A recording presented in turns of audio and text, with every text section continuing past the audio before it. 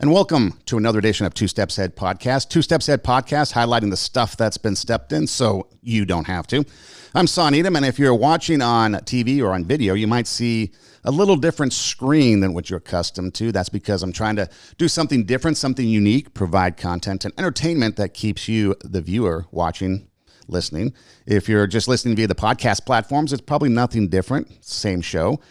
We've done shows, many different types of shows. We've been out the Hollywood sign, which was pretty exciting. We were down at the Santa Monica Pier doing our show as well. And then just on the beach of Long Beach, sitting there being attacked by windsurfers with their big, I guess, kites that they have out there, which is actually pretty cool to go watch and see them surf out there, the windsurfing that goes on. Seagulls. I think we have a National Geographic show, When Seagulls Attack Podcasters.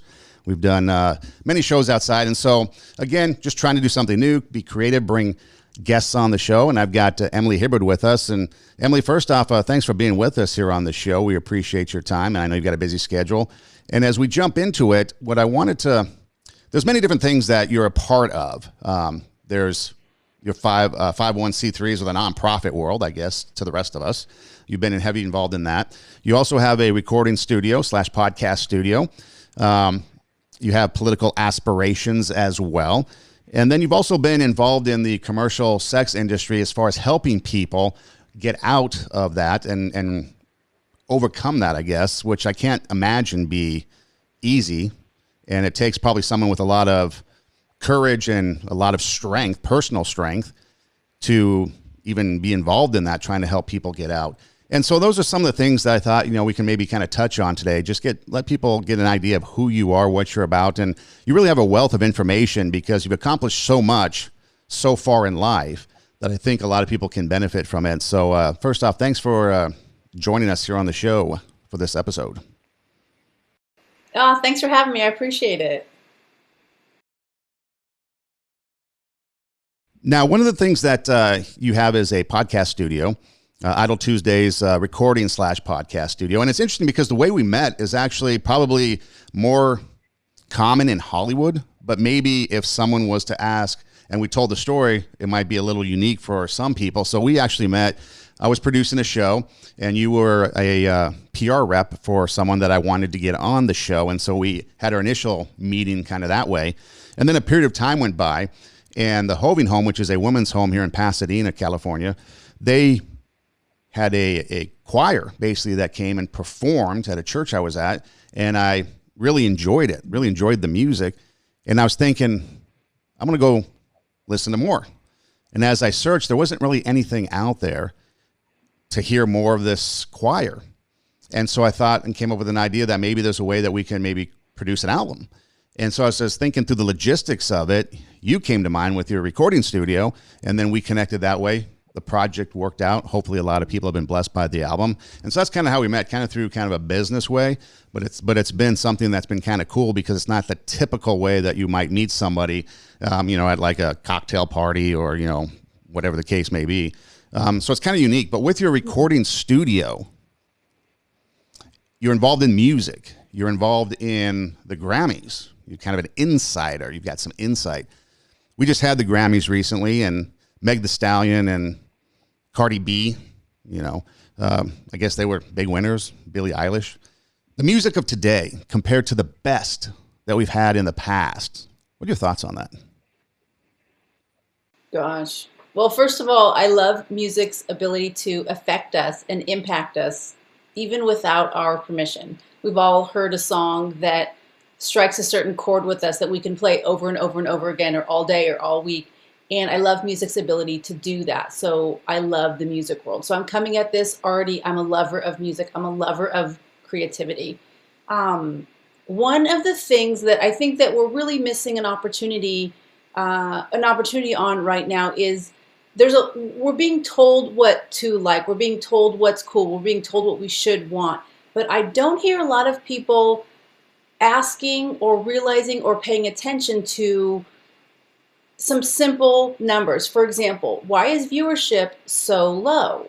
Now, in the past, right, we would watch it on TV, we would stream it, we would be at our TVs, we would be watching these shows. And over the years and in more recent times, viewership has absolutely tanked. And there's a question that needs to be asked that's not being asked is why? And so that, I think there's a lot in that. And I think the answer to that will be revealing. So I think part of it has to do with the fact that at one time people actually thought about the consumer. They actually had in mind, okay, I'm going to put something out there, whether it be a movie, a TV show, music, and I need people to buy this. I need people to come to the box office. I need people to go to the record store, flip through the various CDs or whatever, or stand in line for that release of the album. And so the consumer was kind of in mind. Nowadays, it seems like people can put anything out there through online, and they don't really need to have that old school record producer, old school record label backing you. And I think they start to kind of put themselves first, which is fine, no big deal. But I think they take the consumer out of it and they just put whatever they want, not realizing that on the other end, the consumers might not be interested in exactly what it is they're putting out there. Exactly. And I think you're hitting the nail on the head there, where we're not talking about choice. We're being told what we should like. We're being told what we should listen to, what we should stream, what we should buy on iTunes. I love that independent artists can create, produce, and distribute their music on various streaming platforms. And by default, it's international. You're in every country and every market around the world, an independent artist. And originally, I mean, decades ago, years ago, that would have never been possible. And so on one hand, I love that an independent artist or a small record label has the ability to get their music out there. But on the other hand, who's really asking who wants to listen to this? Who's given the choice? What do you want to listen to? And I don't think that's really happening. Yeah, I think the formula basically goes like this. From the top, make it drop, win a Grammy, sit on top, and you're set to go for the rest of your life. You don't have to worry about anything. And then also there seems to be that whole idea of, I'm just going to, this was my formula. Here's the formula of music that I've heard. Because a lot of times nowadays I'll listen to like my favorites. I've gotten away from listening to new music just because it's not my cup of tea. Not all of it. But it's, you throw your name in there a few times. You have like a recurring lyric of a verse or two. You throw in some beats and you've got a hit. There's not much to it. And for me, I like rock music. I've had some roots on the Sunset Strip, and a lot of the songs that people write, at least back then, it was experiences, it was life experience, it was the things they dealt with, it was, their raw passion that they would put in. And in some cases, it had to deal with life and death, it had to do with relationships, it had to do with all these different things. And now it doesn't seem like that talent is really there, or at least people aren't really trying to put it out there from that raw emotional experience. It's just talk about maybe topics and things. I don't know. I just like music that goes deeper and that has character and is representative of the artist and what they've gone through. And I just don't think that, I think people are going for more of the salaciousness of it than the actual artist of it. Yeah.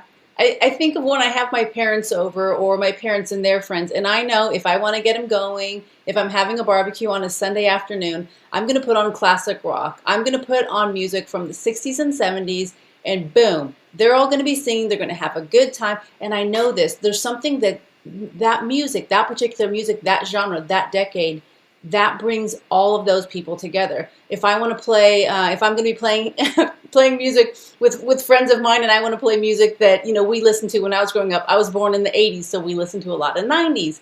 So I'm going to put on Boyz II Men. I'm going to put on Mariah Carey. I'm going to put on Whitney, Michael Jackson. And by default, we are all going to know that song, and we're going to come together. We're going to be unified because we all know that music. That's something that I'm not seeing so much in right now. When I'll have the just younger generations over, and there's a real disconnect there when music can be so unifying. I know classic rock, I know rock and roll. I was raised on that because my parents were hippies and that's all they listened to. And so there's something unifying with that. And I think that we're dropping the ball on today's music where I don't think it's unifying. Basically, like me, you were raised on the radio, not on iTunes. So is there anything that you can tell us about, what your voting criteria is when it comes to music, and maybe any type of insider info about the Grammys that you can share when it comes to voting and stuff? Or is that all secretive and like secret ballot? Because I think the Oscars just came out with something where it's not so secretive anymore. Is there anything that you can share about about if you have a vote, what's your voting criteria, people you might know, what they look for into what makes a award-winning piece of music? Yeah, well, I think the Recording Academy, so I'm a member of the Recording Academy's Los Angeles chapter. And part of that is, well, before COVID, we would have local events. So I would show up at these local events and I would meet other Recording Academy members. Some are voting, some are not voting. I think it's something like 70 or 80% of the recording engineers or the engineers that produce commercial music, everyone's working from home. Before COVID, they've got one house in there, they've got one room that they use as an office or a studio in their house, and that's where it's happening. So when these recording events come up, people want to get out of that office for at least a half a day and interact with the people that they're working with. And so I've been able to meet a ton of different artists, producers, musicians, you name it, at these events. And that's really the heart of the recording industry, of the music industry, is these events when there's really no cameras. It seems like nobody's looking. This is it. These are the people who are in the music industry day in, day out, when there's no cameras going. There's no red carpets. There's no lights. And the relationships that I've built with people, I keep in touch with them. When they put something out, I'm one of the first people to know about it because I already have a relationship with that. So much of the Recording Academy works like that, versus producers versus consumers. When someone's announced that they've been nominated for a Grammy, well, that's not exactly inside information. We've known that for quite some time, or at least know the direction of that because we're having conversations with their producers or whoever, so that we kind of know this is the direction. As far as criteria on the kind of music that jumps out to me, I would say that I'm somewhat in the same area as you. I like music that has depth. I like music that, without thinking, without being logical, without analyzing something, it grabs me. This could be music in English. This could be music in Spanish. This could be instrumental music. Whatever genre of music it is, a really good song bypasses all logic, bypasses all reason, and grabs you. And that's the kind of music that I love the most. Yeah, I listen to some Spanish music, and I don't know what the lyrics, like the translation, and I don't want to because sometimes that lost in translation kicks in, and then what I'm thinking and feeling and the experience is different. So I can understand that. You can feel the music, you can feel the songs, and you can have your own experience with it without actually having to know the lyrics. In fact, how many English songs do you sit there and you sing along to, and then you find out, oh, those are the real lyrics? Right. I made it my own, and I like mine better, So you mentioned COVID and lockdown, and now the world's starting to open up again. And so there's talk of people going to Disneyland, and I know in Anaheim it's a big deal. Maybe in Florida it might not be such a big deal, but travel is another thing that people are starting to look to. I know a lot of people going to Vegas now because Vegas is opening up and they want to get out and kind of get back to some normalcy. Someone asked me one time, where would I like to go? And a couple things on the top of my list would be Costa Rica or maybe Fiji. Because my idea of travel is this. I know people want to get on a bus and they want to tour the ruins and they want to take the pictures and they want to see all the history and all the architecture and all that stuff. That's fine. I'm not opposed to that, but my idea of a vacation is go somewhere, tropical beach, sit on the beach, bring me a Mai Tai, and I'm good for the next 3 or 4 days. Maybe go see a couple things. I don't really care about the waterfalls that are way back in the, the forest or the whatever. I don't care. I just want to sit on the beach and enjoy some Mai Tais, listen to some music, and hang out. And so that's Fiji, maybe Costa Rica, kind of on the tops of my list once things are open and we can get out. You've been on all 7 continents. Okay, yes, Antarctica included, from what I understand. Yes. What was that experience like?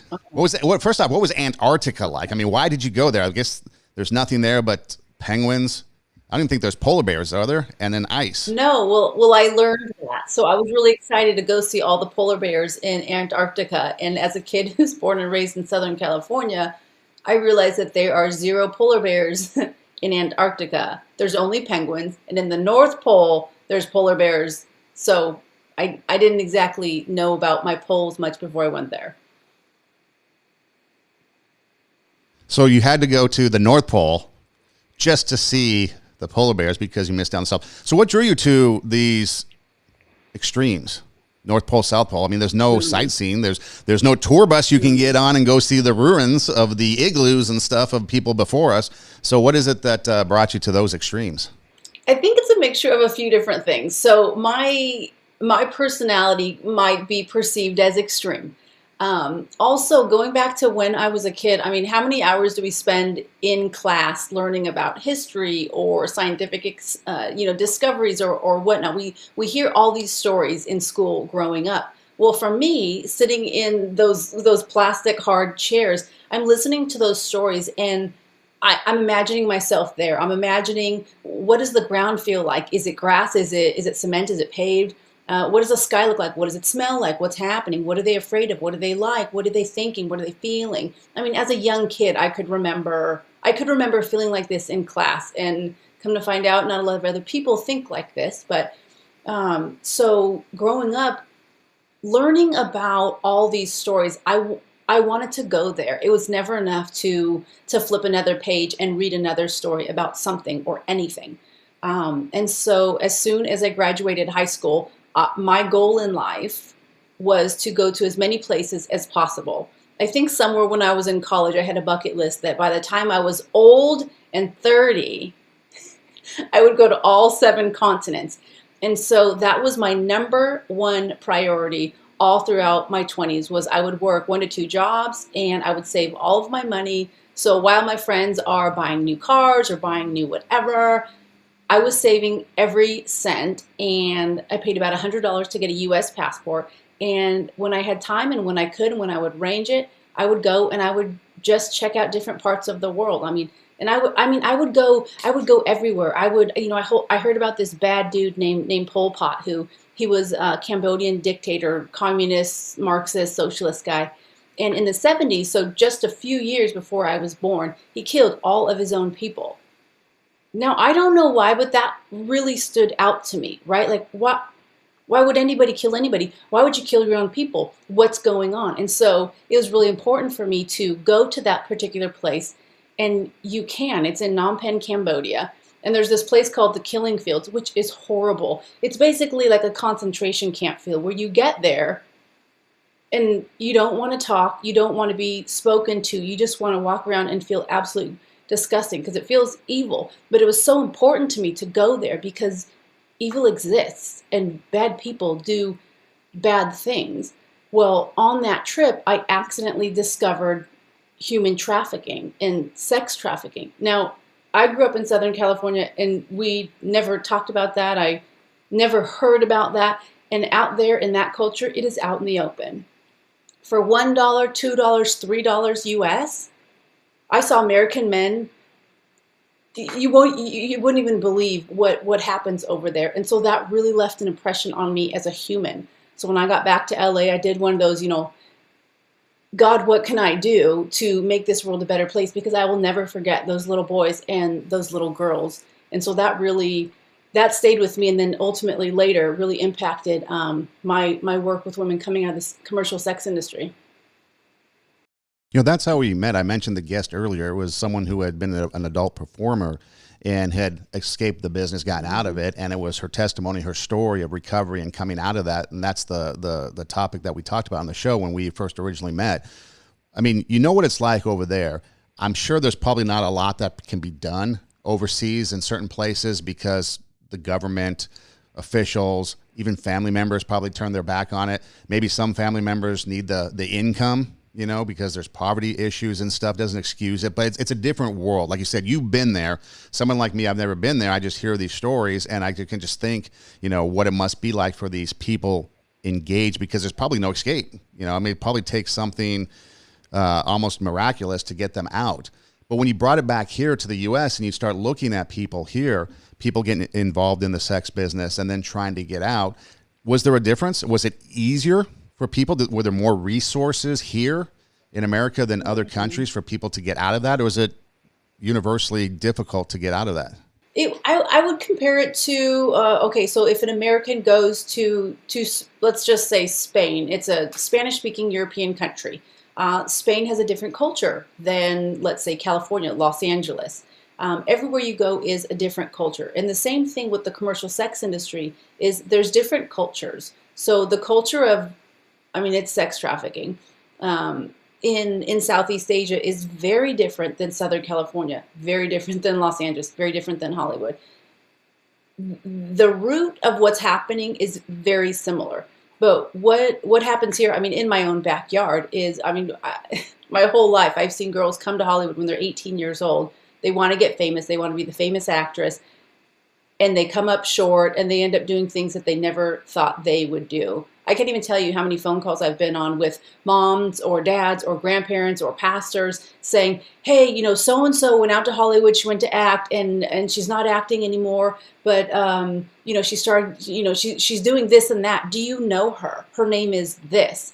I mean, and that that really, really grabs my heart. Like, what would it take for you to get on a phone and just start calling people in LA saying, do you know my daughter? Do you know my niece? Do you know this girl? Because she's getting into this stuff. So Hollywood, LA does a really great job on putting lipstick and glitter on some of the on what's happening here. So it's presented differently as it is in other places. In Cambodia, there's no presentation. It's just dirty and disgusting.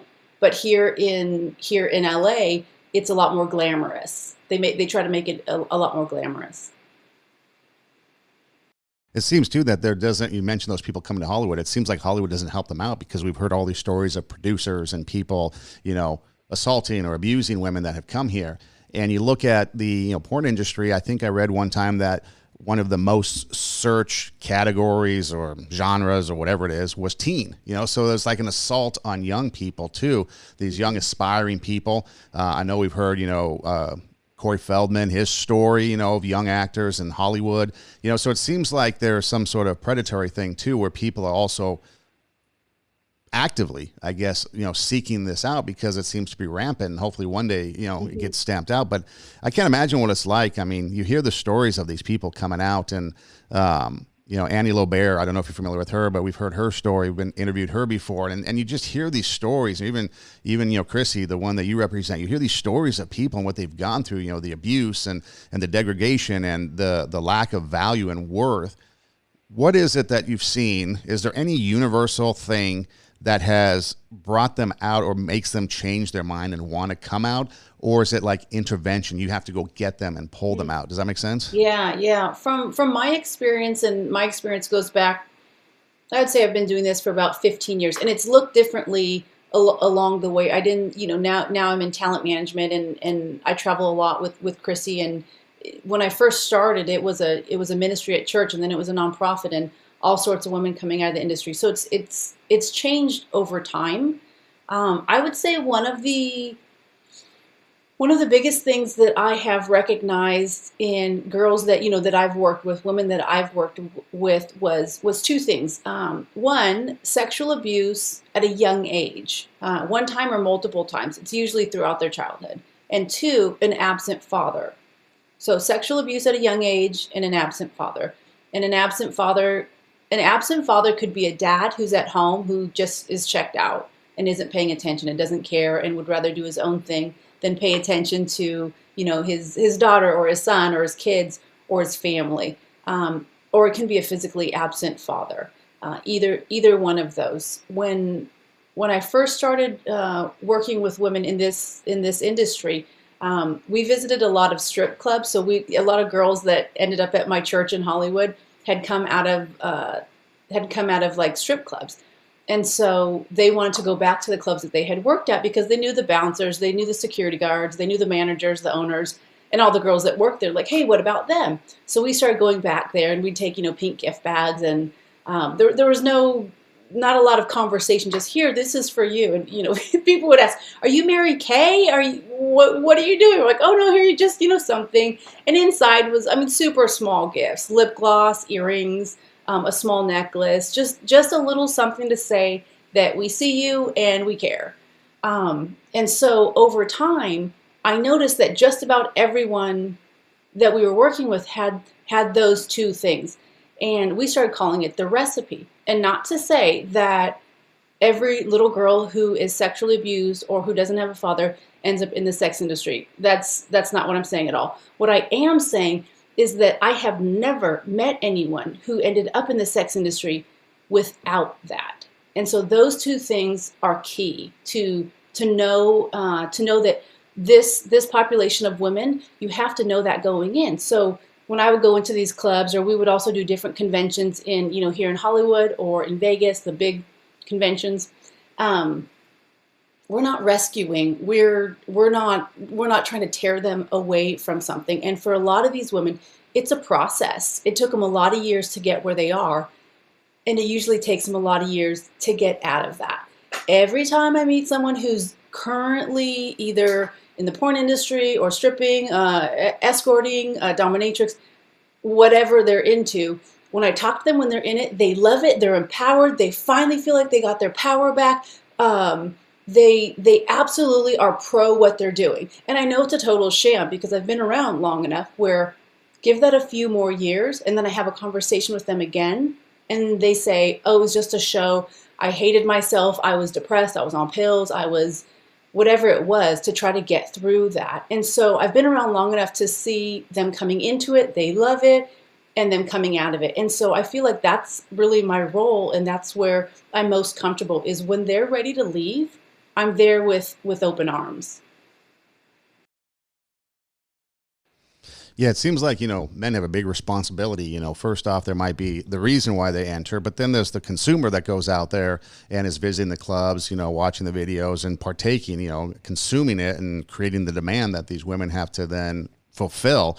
And it's the dollar, the bottom line, because, the producer might come in or the talent scout might come in and be, talk wine and roses to the people, to the women, to kind of seduce them in. And then the next thing you know, they're leading this harsh life. You mentioned fathers. One of the things that you were involved in was the Honor Project, a documentary on dads. And so when you were going through that, because you mentioned the kind of the absent father in this perspective, when you're talking about women that ultimately end up potentially in the sex industry versus what you saw through dads that were actually around. What was that experience like? Oh, it was fantastic. I'm one of those girls who have been surrounded by amazing, incredible, protecting men my entire life. My dad, my uncles, my neighbors, my cousins, you name it. For whatever reason, I am a magnet for really great, amazing men. And so a couple of years ago, there was a lot of talk about toxic masculinity and how dads are bad, and they're portrayed as kind of bumbling fools on a lot of TV shows that we see right now. And my particular favorite way to complain is by taking action. And so I have a small production company. And so what I did is I produced a documentary called Honor Project Documentary. And we featured and highlighted 20 regular dads that are here in the LA area. And they, when I originally asked them to be a part of the documentary, they all gave me the same answer. They said no. I was like, why don't you want to be in my documentary? We're friends. What's wrong with you? Be in my documentary. And they discounted themselves because they thought they weren't special. They're just ordinary. All they do is go to work and hang out with their family. And in their mind, that wasn't worthy of a documentary. And that was exactly why I wanted them in the documentary, because these are the guys that are showing up and they're doing the work. And when no one's looking and it seems like it doesn't matter, these guys are making a difference. And so that's exactly what we did. Me and a small film crew. During the summer, we followed around 20 guys at work with their families. If they were involved in any community organizations, we just followed them around, asked them questions, asked the people around them questions, and really highlighted them as being dads. And I mean, the guys couldn't be more different. They all look different. They all have different skin colors. They all come from different backgrounds. I mean, they really couldn't be more different. Some are younger guys, some are older guys, but they all had one thing in common. They were going to figure this dad thing out. Some of them grew up with the dad, and that was a little bit easier on what that looks like. And some of them didn't grow up with the dad, and they were figuring it out one day at a time. And I love a father's heart. And man, there's so many things that are coming up against men and dads. Men are not just, men are under attack. I feel like masculinity is under attack. And as a woman who I absolutely adore my dad, I wanted to say no to that. I wanted to express my appreciation and gratitude for men and dads. And that's what I tried to do through the documentary. I recently had a conversation with a guy, a young father, I married my cousin, in fact, and he grew up in the inner city, Compton, so his father wasn't around. And so he has a young, I think a 9-month-old now, cute kid. And we were talking about family, and he works in a career profession that takes him away.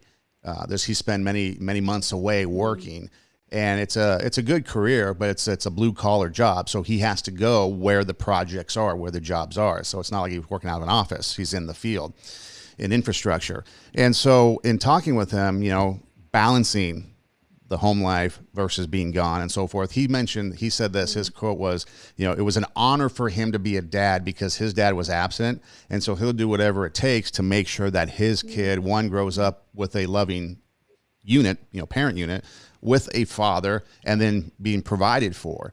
And you take a look at, you mentioned the other thing too about, dads just being home, and they don't think that's the glamour thing.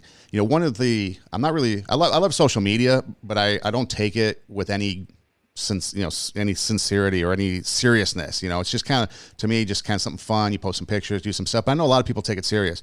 But one of the things I know and I can pick up on is kind of some trends in society.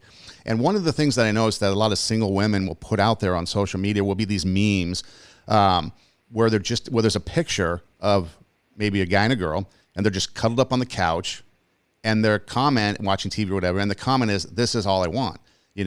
There's this thought out there that you need to, take them to the clubs and wine and dine them and show them the world and do all this, and that's fine.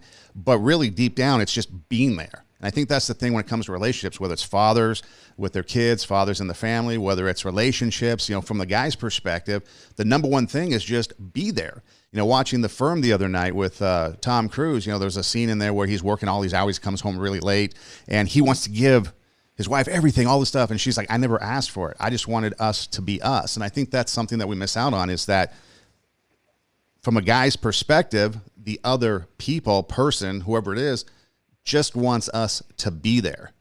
And it comes down simple as that. And then the rest of the stuff is periphery and gravy on top of it. But just be there is what it comes down to, it seems like.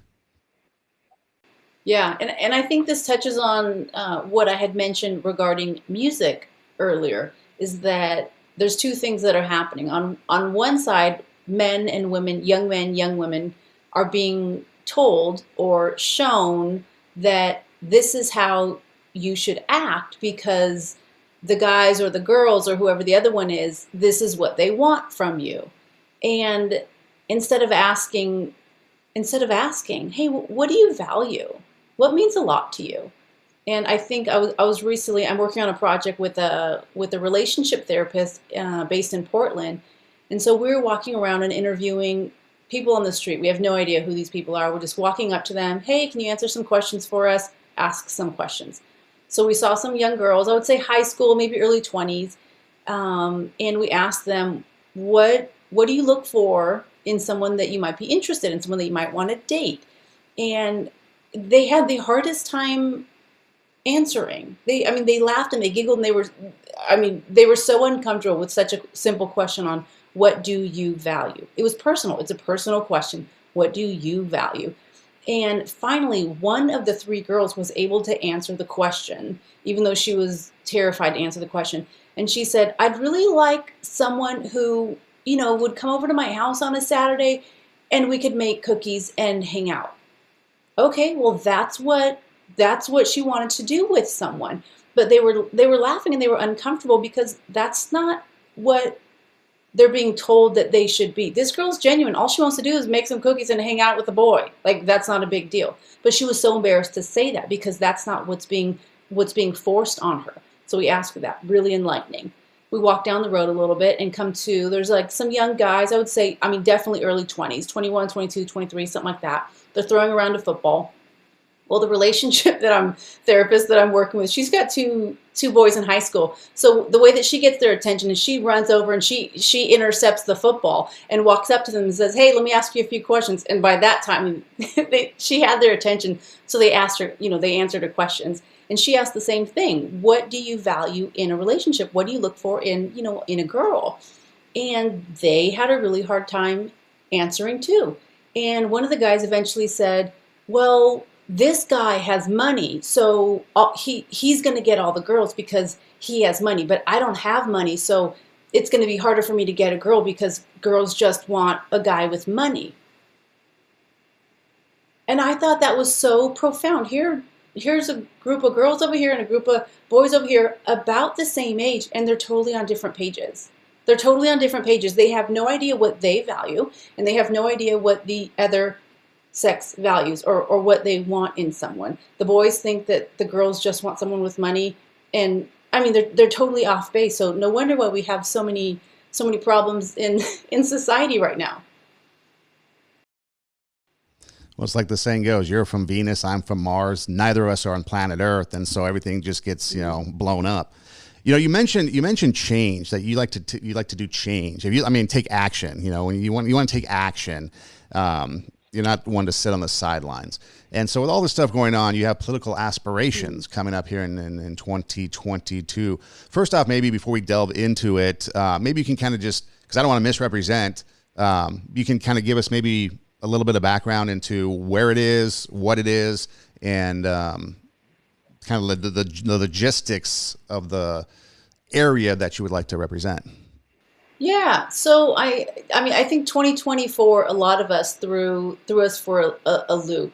Honestly, I never had aspirations to run for office. I have held public office twice. Once as a cable television commissioner with the city of Los Alamitos here in Orange County, and then also as a board member with the Studio City Neighborhood Council up, about 5 miles north of Hollywood. I love that. I love getting involved. I love local, what's going on at a local level. Who's responsible for things? Who's making things better? Who's making things worse? I really love that. My education really supports what I'm going to get into. My undergrad, I studied political science and history. I love that. I could remember sitting in undergrad classes and listening to stories about, communists and socialists and Marxists. And of course you don't want that, duh. And one of the fascinating things about today is that people are wanting that. And so I think that's fascinating, but it was never anything that I wanted to get into. I love business. I love nonprofits. I love production. I love creativity. So one thing led to another, and a few years down the road, I found a nonprofit program, a master's program at Cal State Northridge, CSUN. And so I joined the program, and it's a master's in public administration, and then the track that I was a part of was nonprofit management. Well, I wanted to get more into profit management, so I joined that. It was a 2-year program, and I learned a ton. I also had the opportunity to study modern political thought at Oxford University in England. Again, I'm fascinated with the subject. And so I am really the result, I'm the sum of all my experiences, all my education, where, I have my family has a small business. We grew up, with our business in South Central Los Angeles, right in the middle of the Bloods, the Crips, and 2 Mexican gangs. It was a very violent neighborhood.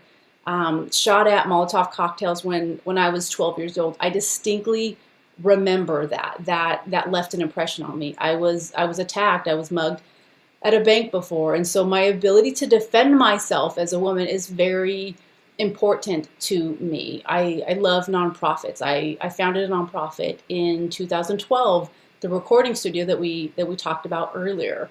And I found that there was a huge gap in nonprofit resources, which is why I started writing nonprofit books and creating nonprofit resources, because honestly, no one else is. And so I'm involved in all these different worlds, women in the commercial sex industry. I have my hands, a lot of plates are spinning. And in 2020, gosh, I saw a lot of things. I saw a lot of things like we all did. And again, my favorite way to complain is by taking action. And so in 2022, I plan on taking action. So I'm going to be running for U.S. Congress in California's 47th district. It's currently the 47th district. There's some redistricting going on, as they do every 10 years with the census, particularly because so many people have left the state of California. California even just lost a congressional district because so many people have left California. And again, going back to my conversations with those young men and young girls and the music industry, there are some vital questions that are not being asked. The answer is in there. And I think that on the political front, that I'm ready to start asking those questions.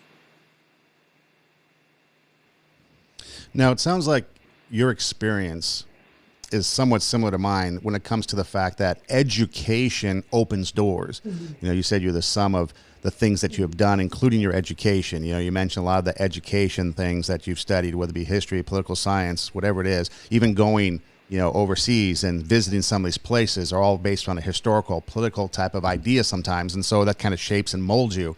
Me, you know, I've always been a proponent of education because education can open doors that we won't even think of down the road. You know, I wanted to get into radio when I was young, and I was fortunate to be able to do that. But it was always in the back of my mind, people telling me, hey, you should get a degree, you should get an education because it's going to open doors. It's going to be important for you.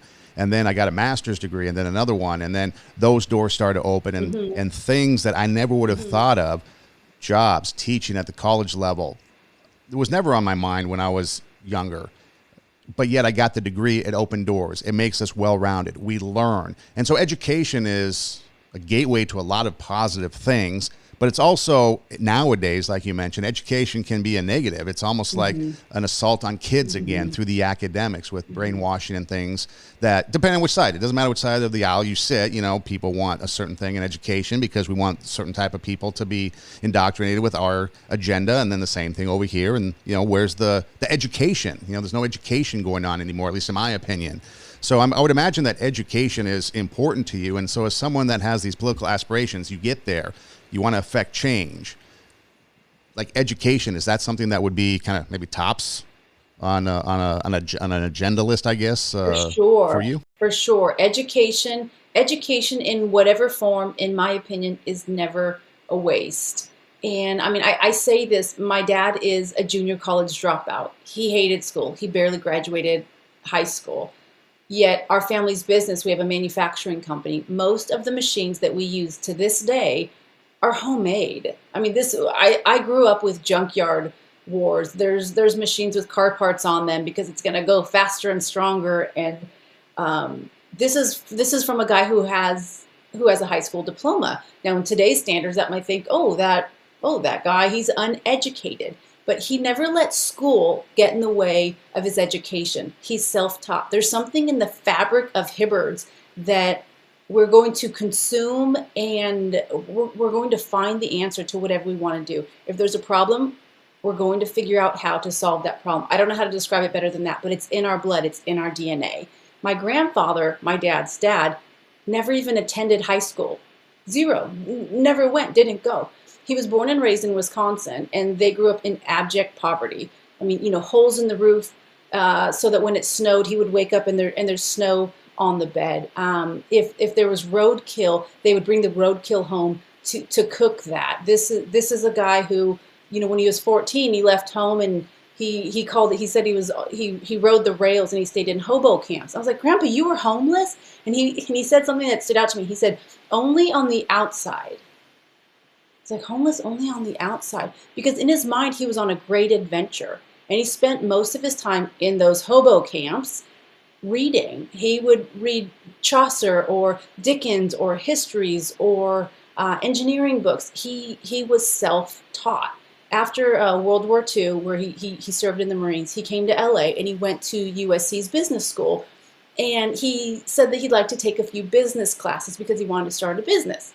He said, okay, can we have your high school transcripts? And he said, oh, I didn't go to high school. And they said, well, we need high school transcripts in order for you to go to college. Your eighth grade education just isn't going to do it. And he said, well, don't you have some sort of entrance exam to see if I'm smart enough? And turns out he was smarter than he looked. And he was enrolled in USC's business school and took night classes. And of course, in true Hibard fashion, he dropped out before he graduated because the only goal of him going to USC Business School was to get to learn something, to get an education on what he wanted to know about business. He had no value. He did not care about a piece of paper with his name on it with embossed gold lettering. He didn't care at all. My grandfather went on to start a business in 1949, and over 70 years later, we're still running that business. So this guy who didn't attend high school and dropped out of USC's business school started a business that has left an impact in my generation and my family. And going on even further back than that, my great grandfather was originally from Norway, and he was a self-taught engineer. He read books on engineering. And he wrote about his memoirs that we still have to this day. And he used to work with a guy, you might recognize these names, these two gentlemen, Nikola Tesla and Thomas Edison. Now, my great-grandfather was a self-taught engineer. And so in a lot of people's minds, you might think, didn't cut it, not a smart guy. Well, what is he doing working with Nikola Tesla and Thomas Edison? So there's a pattern in my family that never let school get in the way of your education. And so, I mean, I have more formal education than anyone else, in my family for generations. And I combine that with the education that I've received traveling to all 7 continents. Gosh, I've learned so much when I'm standing in certain places. I can remember being in Flanders Fields and recalling being in 8th grade and having to memorize a poem. In Flanders Fields, the poppies blow, between the crosses, row on row. I had to memorize a poem in 8th grade that I thought, do I have to do this? This is horrible. And then there I was in my 20s, standing in the place that had happened, and this poem just comes out of me. Like, there's no way to describe the impact that had on me. So everywhere that I've gone, every place that I've traveled, I have my eyes wide open. People are wonderful. They are kind. They are caring. They are helpful. I can remember passing out in it was Cambodia. I fell on the ground I fell on the ground in the street on a dirt floor. It was too hot or something.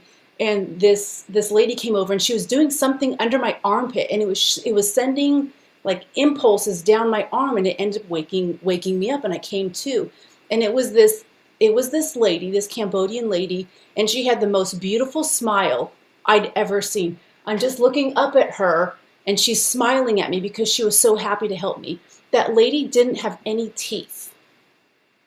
And I remember in that moment thinking, this is the most beautiful smile I've ever seen. This lady helped a total stranger. And so I have stories like that for everywhere that I've gone. People are wonderful. Most guys just want to go to work and take care of their families. Most women just want to have a family, maybe work or pursue, some dreams in addition to that. And so when I say I'm the sum of all my experiences and education, I'm the sum of all that. It also seems like, your experiences can help because you're, especially in Los Angeles area, it's a melting pot. Many different people from many different places are coming here. Even though the census says people are leaving, there's still a big diversity of people that are still here from all over. So as someone who's going to represent a portion of Los Angeles, the melting pot, people with from all over the world, those experiences I can imagine would help you to kind of relate, to understand, to know that there's different people and there's different cultures and there's different ways that people think, go about life, value systems, things like that. And I think it's all important for someone to have that kind of background because it's almost like there's a disconnect with the people that have been in, politics, lifelong politicians. There's a disconnect because they haven't been there. They haven't been with the people in a long time. And so they lose out on that personal connection with the community, with the diversity, with the ethnicity and the heritage that comes along with the people they're representing. There's a huge disconnect. And going back, there's questions that aren't being asked. One of the benefits that I have is I was born and raised in East LA. My dad's from Compton.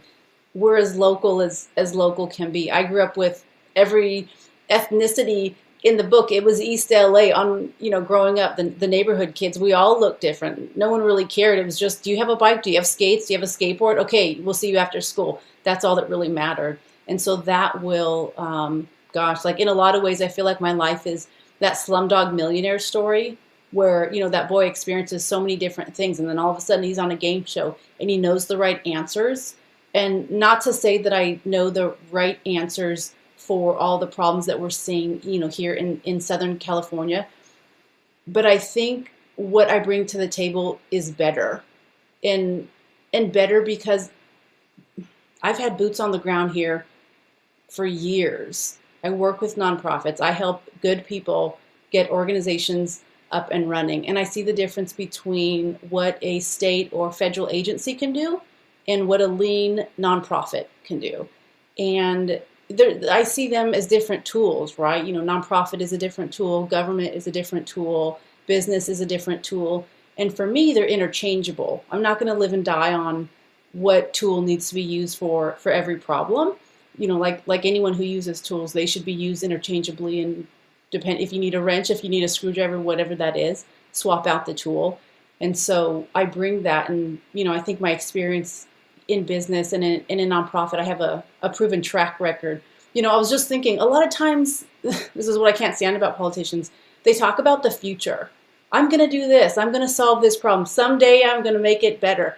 And it's so unappealing to me because without realizing it, I speak in the present and I speak in the past.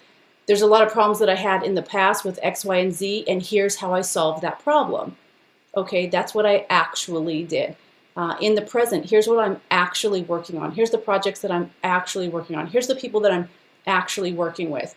I'm doing that now. And so even just in the mentality, my mentality versus a traditional politician is, I don't think it could be any more different. I was going to say, just getting into politics and starting out, you've got to rely on who you are, the things that you've done. A lot of politicians like to, hey, look at my record. This is what I've done, and you can take anything and it's like, have you really done anything? Those things, we look at immigration, we look at homelessness, we look at some of these problems that plague Southern California. And it's like, oh, we're going to do this for homeless. And it's like, well, we still got a big problem, so what have you actually done? And so they try to use their political record. But it sounds like for you, you've really got something there that's of substance that you can go to the people and be like, I am you.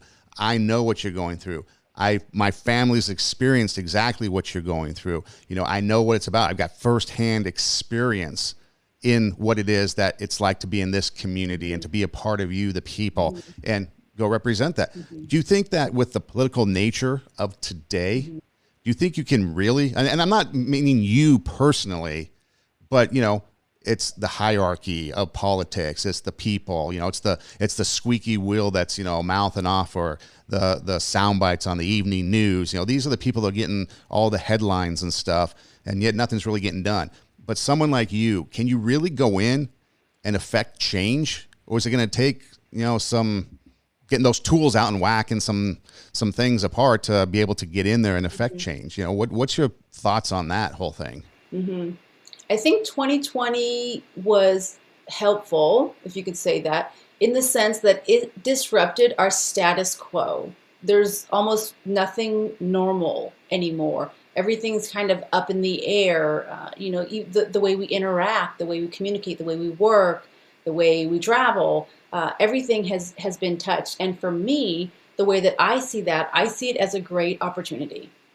I see it as the waves parting, and here is the opportunity of a lifetime to bring that change, because everything's already been disrupted. I don't have to come in as a disruptor. I have to come into the political arena with solution. And I think I have what it takes to do that.